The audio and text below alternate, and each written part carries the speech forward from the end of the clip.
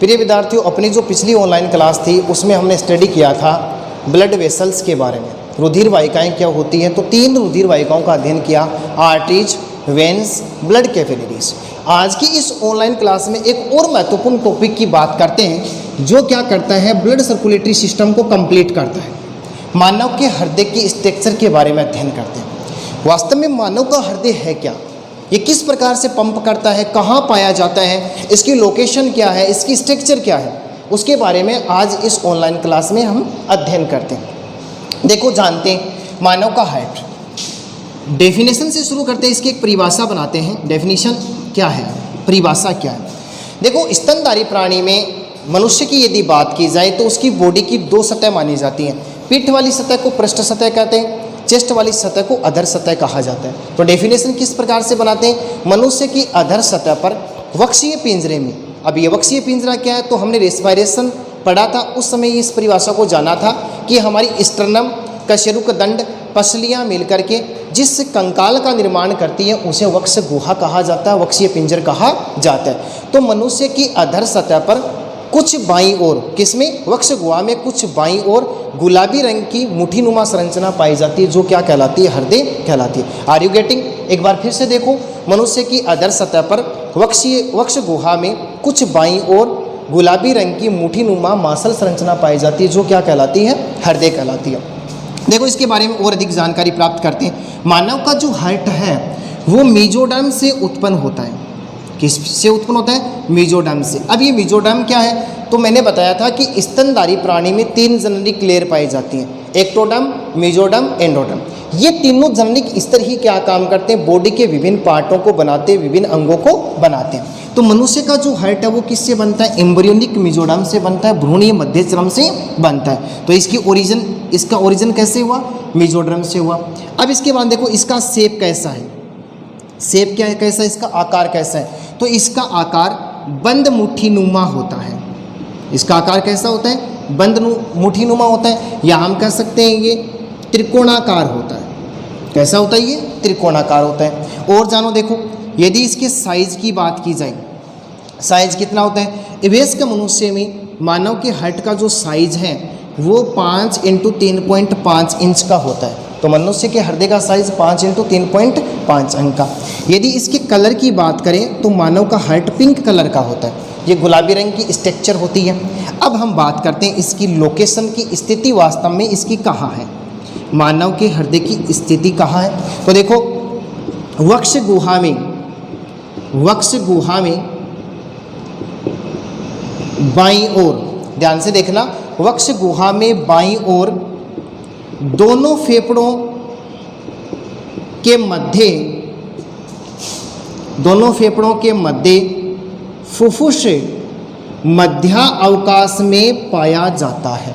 देखो, वक्ष गुहा में बाईं ओर दोनों फेफड़ों के मध्य फुफ्फुस मध्य अवकाश में पाया जाता है। इसको एक डायग्राम के माध्यम से समझने का प्रयास करूं। देखो, ये अपनी श्वास नली है, ट्रेकिया है, और मैंने आपको रेस्पिरेशन में बताया था कि ये जो अपनी श्वास नली है वो 2 श्वसनी में बंट जाती है, और ये इसमें किसकी स्ट्रक्चर बनाते हैं, लंग्स की स्ट्रक्चर बनाते हैं। ये दोनों फेफड़े हो गए, और ये जो स्ट्रक्चर है वो तनपुट व डायफ्राम की है, तनपुट व डायफ्राम की है। तो इसकी जो लोकेशन है वो ये है कि मानव का हृदय कहाँ पाया जाता है, दोनों फेफड़ों, ये जो है स्थान, इसको क्या कहा जाता है, फुफ्फुस मध्य अवकाश कहा जाता है। तो दोनों फेफड़ों का जो मध्य का जो अवकाश है उसमें इस छोर पर क्या पाया जाता है, ह्यूमन हार्ट पाया जाता है। तो ये इसकी रफली जो लोकेशन है वो है कि इस प्रकार से ये पाया जाता है। अब देखो, इसका अग्रतल किसकी तरफ होगा, स्टर्नम की तरफ होगा। किसकी तरफ होगा, स्टर्नम। और स्टर्नम को हम क्या कहते हैं, हिंदी में उरोस्थी कहते हैं। इसका पश्चतल किसकी तरफ होता है, इसोफेगस की तरफ होता है। किसकी तरफ होता है, इसोफेगस यानी गर्सिका की तरफ होता है। बात करें ह्यूमन के हार्ट की निम्न तल की, तो ये देखो किसकी तरफ होता है, डायफ्राम या तनपुट की तरफ होता है। तो किसकी तरफ होगा, डायफ्राम, या जिसको हिंदी में क्या कह सकते हैं, तनपुट की तरफ होता है। तो ये इसके बारे में सामान्य बातें। अब देखो, इसके अलावा ह्यूमन जो हार्ट है ये दोहरी झिल्ली से घिरे हुए आवरण से ढका रहता है। मानव हृदय दोहरी झिल्ली से घिरे हुए आवरण से ढका रहता है, जिसे हम पेरिकार्डियम कहते हैं। जिसे हम क्या कहते हैं, पेरिकार्डियम। हिंदी में हृदयावरण कहते हैं। हिंदी में क्या कहते हैं? हृदयावरण कहते हैं। अब देखो ये जो हृदयावरण है ये दो झिल्लियों से, इसका जो बाहरी भाग है वो पेराइटल प्रकार का है, यानी बाहरी झिल्ली पेराइटल है, और आंतरिक झिल्ली कैसी होती है? इसकी विसरल होती है। यानी दोहरी झिल्ली का आवरण हो गया पेराइटल और विसरल। इस पेराइटल और विसरल के बीच का जो क्षेत्र है इसे हम कहते हैं पेरिकार्डियल स्पेस। क्या कहते हैं? पेरिकार्डियल स्पेस, या फिर इसे क्या कहा जाता है? पेरिकार्डियल कैविटी कहा जाता है। इस पेरिकार्डियल स्पेस में एक चिकना फ्लूइड भरा रहता है, एक द्रव्य भरा रहता है, जिसे हम क्या बोलेंगे? पेरिकार्डियल फ्लूइड बोलते हैं। और ये पेरिकार्डियल फ्लूइड क्या काम करता है? सिस्टोल के समय। किसके सिस्टोल के समय?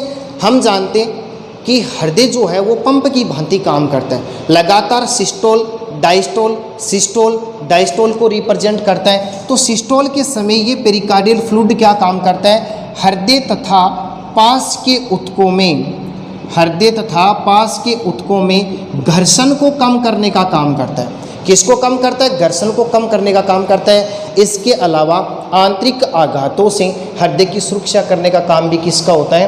पेरिकार्डियल फ्लूइड का होता है। ये कहाँ पाया जाता है? दोनों झिल्लियों के बीच का तरल द्रव्य क्या कहलाता है? हृदयावरणी तरल द्रव्य कहलाता है, जो संकुचन के समय हृदय तथा पास के ऊतकों में घर्षण को कम करता है, आंतरिक चोटों से हृदय की सुरक्षा करने का काम करता है। इसके अलावा जो इसकी जो भित्ति है उस भित्ति में 3 स्तर पाए जाते हैं। सबसे बाहरी स्तर एपिकार्डियम कहलाता है। ध्यान देना बेटा, क्या कहलाता है? एपिकार्डियम। ये बाहरी स्तर है, ये आउटर लेयर है। हम क्या कह सकते हैं इसको? ये आउटर लेयर है, जो किसकी बनी होती है? तंतुमय ऊतक की बनी होती है, फाइब्रल टिश्यूज़ की बनी होती है, तंतुमय ऊतक की बनी होती है। और मध्य जो स्तर है, मध्य जो परत है, इसे हम मायोकार्डियम कहते हैं। इसे हम क्या बोलेंगे? मायोकार्डियम बोलेंगे। और मायोकार्डियम जो है ये मोटा स्तर होता है, या हम कह सकते हैं ये थिक लेयर है, जो किसका बना होता है? पेशी का होता है, यानी मस्कुलर लेयर है। कैसी लेयर है? मस्कुलर लेयर होती है। फिर 3 नंबर की यदि बात किया जाए तो वो एंडोकार्डियम होती है। कौन सी होती है? एंडोकार्डियम। और एंडोकार्डियम लचीले ऊतक तथा अंतः उपकला यानी एंडोथीलियम की बनी होती है। तो इसका जो भित्ति है वो 3 स्तरों का बना होता है, एपिकार्डियम, मायोकार्डियम, एंडोकार्डियम। एपिकार्डियम तंतुमय ऊतक की बनी होती है, मायोकार्डियम मोटा स्तर होता है जो पेशीय होता है, और एंडोकार्डियम लचीले ऊतक तथा अंतः उपकला का बना होता है। ये पूरी की पूरी कहानी किसकी हुई? External structure of human heart, मानव के हृदय की बाह्य संरचना। अब देखो इसकी आंतरिक संरचना का अध्ययन करते हैं तो मानव के हृदय की इंटरनल स्ट्रक्चर का अध्ययन क्षैतिज काट से प्राप्त किया जाता है। जब मनुष्य के हृदय का क्षैतिज काट प्राप्त किया जाता है, सेक्शन प्राप्त करेंगे तो उसकी इंटरनल स्ट्रक्चर का ज्ञान प्राप्त होता है, अध्ययन कर पाते हैं। तो देखो इंटरनल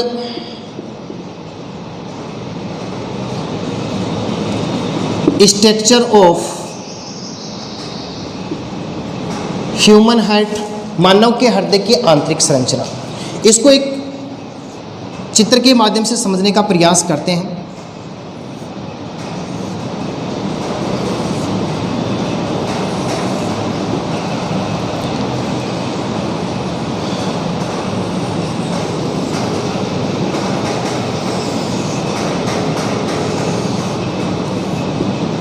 देखो मानव हार्ट 4 चैम्बर्ड होता है।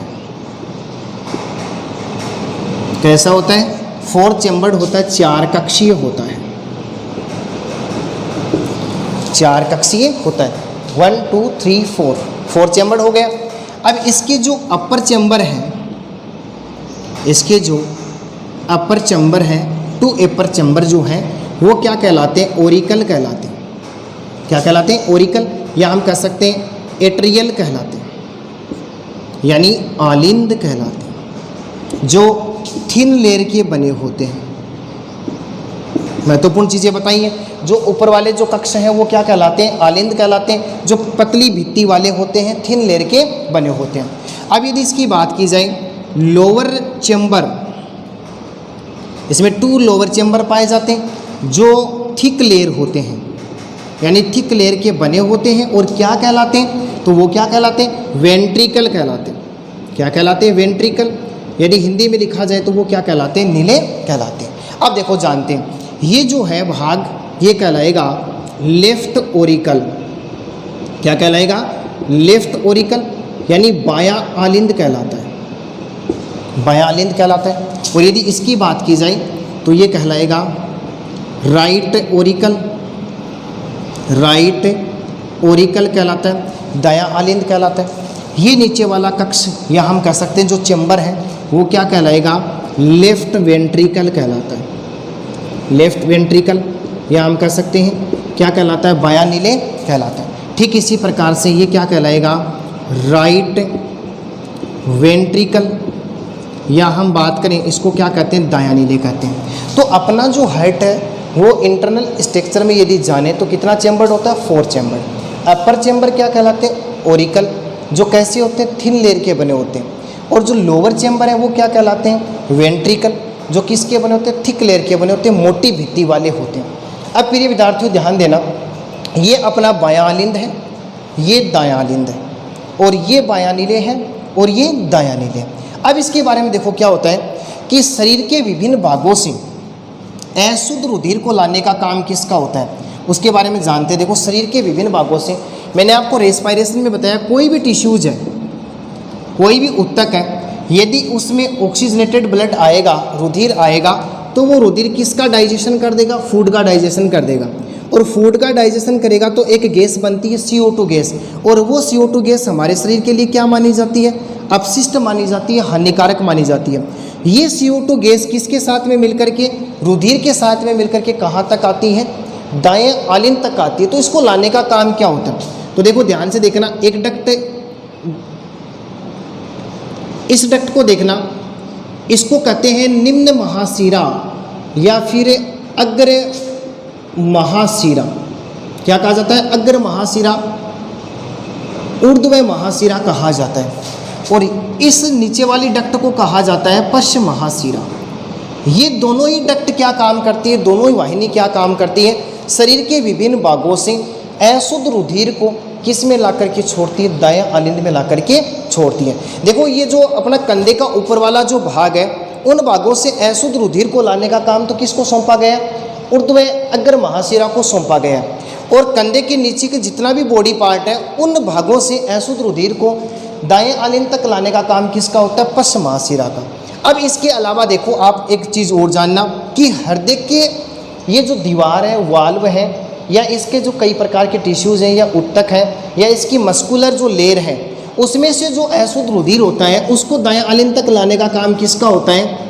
तो देखो हृदय शिरा, या हम बोले कोरोनरी साइनस, कोरोनरी साइनस, ये कोरोनरी साइनस क्या काम करती है, हृदय भित्तियों तथा हृदय ऊतकों से अशुद्ध रुधिर को किस में ला करके छोड़ देती है, दाएं आलिंद में ला करके छोड़ देती है। इसके अलावा ध्यान देना, आलिंदों तथा नीलियों के बीच में एक विशेष प्रकार की दीवार पाई जाती है, उस दीवार को कोरोनरी सल्कस कहते हैं। क्या कहा जाता है, कोरोनरी सल्कस कहा जाता है, या अंतरा नीले पट्ट या दीवार कहा जाता है, जो आलिंदों को नीलियों से पृथक करने का काम करती है। अब देखो और बातें जानते हैं इसके अंदर कि फेफड़ों से शुद्ध रुधिर, फेफड़ों से शुद्ध रुधिर किस में आएगा, बायां आलिंद में आएगा। तो लाने का काम किसका होता है, तो इस फेफड़े से 4 पल्मोनरी वेन निकलती हैं, यानी फुफ्फुस शिरा निकलती हैं, जिनकी संख्या मैंने आपको कितनी बता दी, 4। आर यू गेटिंग, कितनी निकलती हैं, 4 फुफ्फुस शिरा निकलती है, जो O2 युक्त रुधिर को लाती हैं। O2 युक्त रुधिर है, इसका मतलब शुद्ध रुधिर है, और उसको ला करके किस में छोड़ देती हैं, बाएं नीले में ला करके छोड़ देती हैं, बाएं आलिंद में ला करके छोड़ देती हैं। अब इसके बाद देखो क्या होगा, रुधिर किस में आएगा, बाएं नीले में, और बाएं नीले से, अब ध्यान देना, बाएं नीले से एक अर्धचंद्राकार कपाट निकलता है, और अर्धचंद्राकार कपाट, ये जो अर्धचंद्राकार कपाट होता है ये महाधमनी में खुलता है। किस में खुलता है, महाधमनी में। तो शरीर के सभी भागों में शुद्ध रुधिर का परिवहन करने का काम किसका होता है? महाधमनी का, जो कहाँ से निकलती है? बाएं आलिंद के अर्धचंद्राकार कपाट से निकलती है। तो देखो शुद्ध रुधिर का परिवहन कौन करती है? महाधमनी करती है। अब जिस प्रकार से आपने ये जाना कि हृदय के विभिन्न भागों, इनकी भित्तियों से अशुद्ध रुधिर को हृदय शिरा कोरोनरी साइनस किस में ला करके छोड़ती है? दाएं आलिंद में। ठीक उसी प्रकार से इन्हीं भागों में शुद्ध रुधिर का परिवहन कौन करती है? तो ध्यान रहे, कोरोनरी आर्टरीज जो है, या हम माने हृदय धमनी क्या काम करती है? हृदय भित्तियों तथा हृदय ऊतकों में शुद्ध रुधिर का प्रवाह करने का काम है करती है। अब और देखो, इन दोनों के मध्य, यानी दोनों आलिंदों के मध्य जो पट्ट पाया जाता है उसे अंतरा आलिंद पट्ट कहते हैं। क्या कहा जाता है? अंतरा आलिंद पट्ट, या लिखूं मैं इंट्रा ओरिकल सेप्टम। क्या कहा जाता है? इंट्रा ओरिकल सेप्टम कहा जाता है। और ध्यान रहे, ये इंट्रा ओरिकल सेप्टम कुछ बाएं आलिंद की ओर झुका होता है। इस कारण से दायां आलिंद बाएं आलिंद की तुलना में क्या होता है? बड़ा होता है। तो ये भी जाना किसके कारण हुआ है? ये जो सेप्टम है, इसका जो झुकाव है ये बाएं आलिंद की ओर होता है, इसलिए ये जो चेंबर है इस चेंबर की तुलना में क्या होता है? मेजर होता है, बड़ा होता है। अब इसी प्रकार से दोनों नीलियों के बीच में भी एक दीवार पाई जाती है, एक पट्ट पाया जाता है, जिसे अंतरा नीले पट्ट कहते हैं। या मैं इसको लिखूं इंट्रा वेंट्रिकल सेप्टम, अंतरा आलिंद पट्ट। और ये अंतरा आलिंद पट्ट नीले से शुरू होता है और हृदय की नोक तक नहीं पहुंच पाता है। यहाँ इसकी नोक मानी जाती है, नोक तक नहीं पहुंच पाता है और किसकी ओर झुक जाता है? दाएं नीले की ओर झुक जाता है। इस कारण बायां नीले दाएं नीले की तुलना में क्या होता है? बड़ा होता है। बड़ा होगा, क्रॉस से देख लेना, याद कर लेना इसको। ये भाग छोटा है, ये छोटा होगा। क्यों होगा? कि इस ऊपर वाला पट्ट बायां आलिंद की ओर झुका होता है, नीचे वाला पट्ट जो है वो इस प्रकार से इसकी नोक तक नहीं पहुंच पाता है। तो ये जो पूरा का पूरा कक्ष है इसकी तुलना में बड़ा होता है। इसके अलावा और चीज़ें जानो, आलिंदों की जो भित्ति है उसकी तुलना में नीलियों की जो भित्ति है वो मोटी होती है। नीलियों की भित्ति क्या होती है? मोटी होती है, यानी अधिक मस्कुलर होती है। और इन दोनों में भी नीले की जो भित्ति, कौन से नीले की? बाएं नीले की भित्ति दाएं नीले से अधिक मोटी होती है। क्यों होती है? क्योंकि इस बाएं नीले को शरीर के विभिन्न भागों में रुधिर को पंप करना होता है, इसलिए इस भाग में रुधिर दाब बहुत अधिक लगता है। उस रुधिर दाब को संतुलित बनाए रखने के लिए इसकी जो मस्कुलर लेयर होती है वो थिक लेयर होती है, अर्थात बहुत अधिक मोटी होती है। किसकी तुलना में? दाएं नीले की तुलना में। क्योंकि दायां नीले सिर्फ और सिर्फ क्या काम करता है? अशुद्ध रुधिर को लाकर के किस में छोड़ेगा? लंग्स तक लाने का ही काम होता है। लेकिन इस को क्या करना पड़ता है? शरीर के सभी कोशिकाओं तक, सभी ऊतकों तक रुधिर को पंप करने का काम होता है। और जानो, देखो इन दोनों आलिंदों के बीच का जो पट्ट है, इस पट्ट पर एक गड्ढा पाया जाता है और इस गड्ढे को फोसा ओवेलिस कहते हैं। ध्यान देना, बहुत ही महत्वपूर्ण चीज़ है ये फोसा ओवेलिस। और ये फोसा ओवेलिस एम्ब्रियोनिक स्टेज में, बच्चे की जो एम्ब्रियोनिक स्टेज होती है, यानी भ्रूण अवस्था जो होती है, या शिशु में, इस फोसा ओवेलिस की जगह एक छिद्र पाया जाता है जिसे फोरामेन, ध्यान से देखना, जिसे फोरामेन ओवेलिस कहते हैं, या हम बोलें इसे अंडाकार छिद्र कहते हैं। क्या कहते हैं? अंडाकार छिद्र। और ये अंडाकार छिद्र क्या काम करता है? शिशुओं में दाएं आलिंद के रुधिर को किस में ला करके छोड़ देता है? बाएं आलिंद में छोड़ देता है। क्योंकि एम्ब्रियोनिक स्टेज में शिशुओं में लंग्स जो होते हैं वो इनएक्टिव होते हैं, निष्क्रिय होते हैं, इसलिए रुधिर क्या हो जाता है? यानी इस भाग का रुधिर इस भाग में ट्रांसफर हो जाता है और इस वाला इसमें ट्रांसफर हो जाता है। लेकिन जैसे जैसे शिशु एडल्ट होता जाता है, वयस्क होता जाता है, ये छिद्र धीरे धीरे बंद हो जाता है और किस में बदल जाता है? फोसा ओवेलिस में। और फोसा ओवेलिस को हिंदी में अंडाकार खात कहते हैं। ध्यान से देखना, शब्द को अंडाकार खात कहा जाता है। ये अंडाकार खात वयस्क में क्या काम करती है? दाएं भाग के रुधिर को बाएं में नहीं जाने देती है और बाएं भाग के रुधिर को किस में नहीं जाने देती है? दाएं भाग में नहीं जाने देती है। अब देखो क्या होता है कि आलिंदों और नीलियों के बीच में जो अंतरा आलिंद नीले जो पट है वो छिद्रों व कपाटों की सहायता से एक दूसरे से जुड़ा रहता है। और देखो इसमें क्या होता है कि बायां आलिंद और बाएं नीले के बीच में द्विवल्ली कपाट पाया जाता है। इसको क्या कहा जाता है? द्विवल्ली कपाट। क्या कहा जाता है? द्विवल्ली कपाट। और इन दोनों के बीच में जो पाया जाता है वो है त्रिवल्ली कपाट। और ध्यान रहे ये त्रिवल्ली और द्विवल्ली जो कपाट हैं ये पेपिलरी पेशी, शब्द को देखना, पेपिलरी पेशी की सहायता से और कंडरीय रज्जु द्वारा जुड़े रहते हैं। और किससे जुड़े रहते हैं? नीलियों की भित्ति से जुड़े रहते हैं। ध्यान रहे किस प्रकार से, देखो द्विवल्ली तथा त्रिवल्ली कपाट जो है कंडरीय रज्जु की सहायता से पेपिलरी पेशी से जुड़े रहते हैं। और ये पेपिलरी पेशी कहाँ पाई जाती है? नीलियों की भित्ति में पाई जाती है। और ये नीलियों की भित्ति की ओर खींची रहती है। और ये इन द्विवल्ली तथा त्रिवल्ली कपाटों को किसकी ओर नहीं खोलने देती है? आलिंदों की ओर नहीं खोलने देती है। और इनका महत्वपूर्ण जो फंक्शन है वो क्या होता है कि ये द्विवल्ली और त्रिवल्ली कपाट जो रुधिर किस में आ जाता है? नीलियों में आ जाता है, उसको पुनः आलिंदों में जाने से रोकने का काम करते हैं। तो ध्यान रहे द्विवल्ली और त्रिवल्ली कपाट कहाँ पाए जाते हैं? अंतरा आलिंद नीले पट्ट पर पाए जाते हैं। और ये क्या काम करते हैं? कंडरीय रज्जु की सहायता से पेपिलरी पेशी से जुड़े रहते हैं। पेपिलरी पेशी नीलियों की भित्ति में पाई जाती है और खींची रहती है, जिससे ये जो द्विवल्ली और त्रिवल्ली कपाट होते हैं वो नीलियों की ओर झुके होते हैं, इनको आलिंदों की ओर नहीं जाने दिया जाता है। और ये कपाट जो रुधिर किस में आ गया? नीलियों में आ गया, उसको पुनः आलिंदों में जाने से रोकने का काम करते हैं। अब इसके अलावा देखो ये जो फुफ्फुस कांड है और ये कौन सा कांड हो गया? महाधमनी कांड हो गया।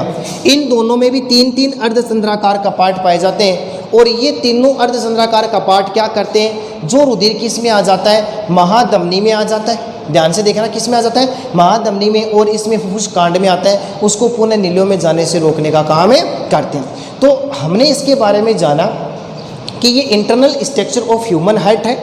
अब देखो इसमें एक बार फिर से बता देता हूँ, दोनों ऊपर वाले चैम्बर आलिंद कहलाते हैं, नीचे वाले चैम्बर नीले कहलाते हैं। ये जिस पट के द्वारा अलग होंगे उसे अंतरा आलिंद पट कहते हैं, जिसमें स्थित गड्ढे को क्या कहा जाता है? फोसा ओवेलिस, अंडाकार खात कहते हैं। शिशु में ये किसके रूप में पाया जाता है? फोरामेन ओवेलिस के रूप में पाया जाता है, क्योंकि शिशुओं में लंग्स जो होते हैं वो इनएक्टिव होते हैं।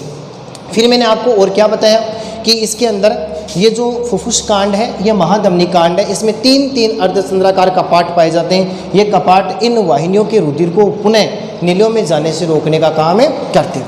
अब देखो ये जो ऊर्ध्व व अग्र महाशिरा है उसकी जगह एक विशेष प्रकार की संधि पाई जाती है और उस संधि को एनेनोड कहते हैं। SAN कह सकते हो या फिर उसको हम क्या बोले? SA नोड कह सकते हैं, यानी कोटर आलिंद पर्वत संधि। और ये कोटर आलिंद पर्वत संधि जो है वो कहाँ पाई जाती है? अग्र महाशिरा के समीप पाई जाती है। किस में स्थित होती है? दायां आलिंद में स्थित होती है।